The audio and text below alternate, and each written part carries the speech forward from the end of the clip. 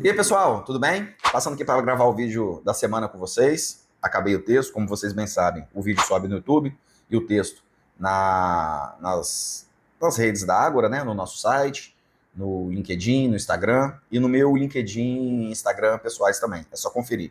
A descrição vai estar aqui embaixo. Bom, o texto de hoje ele é uma sequência dos anteriores que vem tratando dos regimes diferenciados de CBS e IBS.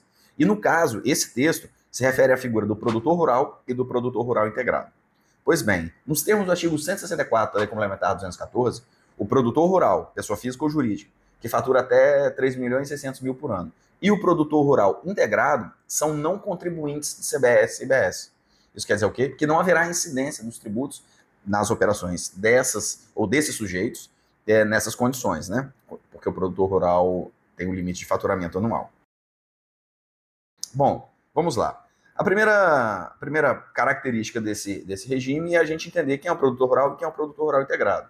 O produtor rural é aquele sujeito, pessoa física ou jurídica, cadastrado como tal nos órgãos competentes das administrações municipais, estaduais, federais ou distritais. Ou seja, é uma classificação administrativa que o sujeito adquire quando o município, o estado, o Distrito Federal ou a União assim o reconhece como tal. E aí, conseguindo esse registro, ele faz jus a esse regime diferenciado de CBS e IBS, se, como produtor rural autônomo, vamos dizer assim, não faturar 3 milhões e 600 mil, ou for produtor rural integrado. Já a figura do produtor rural integrado, a lei faz questão de definir, que fala assim: o produtor agro-silvipastoril, pessoa física ou jurídica, que individualmente ou de forma associativa, com ou sem a cooperação laboral de empregados, vincula-se ao integrador por meio de contrato de integração vertical, recebendo bens e serviços para a produção e para o fornecimento de matéria-prima, bens intermediários ou bens de consumo final. É aquele sujeito que desempenha a função de produtor rural, mas está vinculado a alguém que lhe fornece as condições para exercer essa atividade. É diferente do produtor rural, que exerce autonomamente. O produtor rural integrado está submetido ao sujeito que vai vender aqueles produtos, frutos da sua atividade, e que, de determinada maneira, tem uma organização vertical com relação a ele, né? Não há vínculo trabalhista aqui, importante dizer, mas há uma certa subordinação operacional, certo? Bom, importante frisar também que pessoas organizadas em cooperativas, desde que a cooperativa não ultrapasse o limite de 3 milhões e 600 de faturamento anual, também podem estar submetidos a esse regime, porque a lei garante que pessoas jurídicas também podem ser consideradas como produtores rurais para esse fim. Bom, e ainda dentro dos destinatários, é importante frisar que essa marca de 3 milhões e 600, ela é abordada pela lei como um limite para a adesão e para a manutenção desse regime diferenciado pelo produtor rural. E a própria lei vai dizer que, se ela for excedida em mais de 20%, o regime do produtor rural vai ser alterado para o regime regular.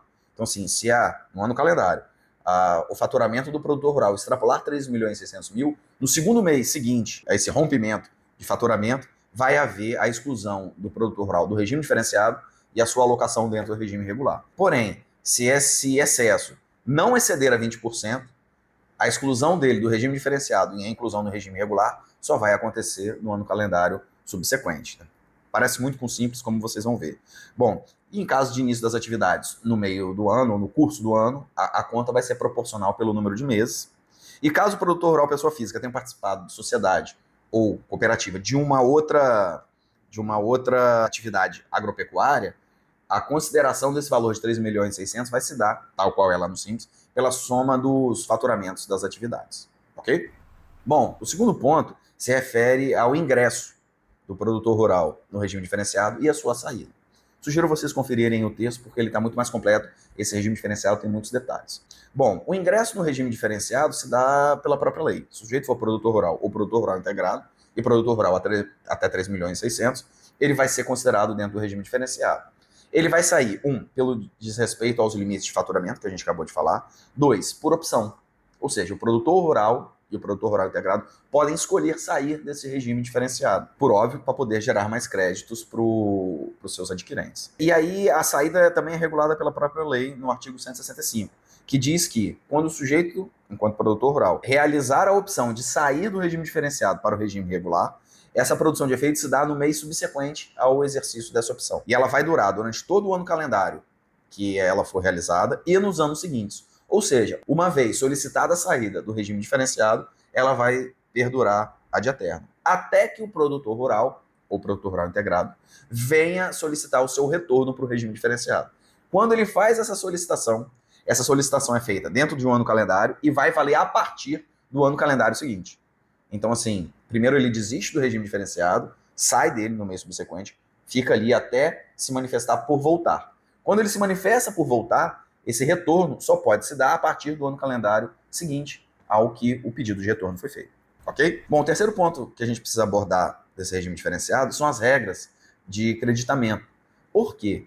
Porque o regime diferenciado para o produtor rural, até 3.600.000 de faturamento anual, e o produtor rural integrado tem a previsão de um crédito presumido de CBS e CBS para o tomador do seu serviço. E a lei cria as condições para que esse crédito presumido possa acontecer. Quais sejam?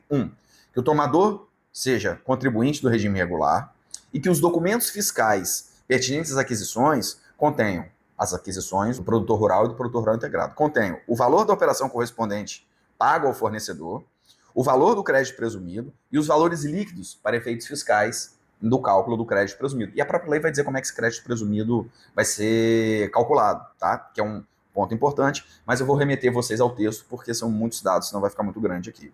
O único fato é que esse crédito presumido não tem um percentual definido na lei. A própria lei diz que o ministro da Fazenda, junto com o comitê gestor, vão fixar os percentuais desse crédito presumido e os limites, né, os parâmetros desse crédito presumido está definido na própria lei, permitindo, inclusive, que o regulamento da CBS e UBS trace os contornos, dizendo que eles podem ser escalonados, que os percentuais podem variar conforme os bens e as atividades fornecidos e que não podem ser contemplados na base de cálculo do crédito presumido os bens de uso ou consumo pessoal. A própria lei fala isso. E por fim, ainda com relação aos créditos presumidos, a lei complementar diz que o seu excesso, no caso deles não serem todos consumidos pelo tomador, permite o pedido de ressarcimento.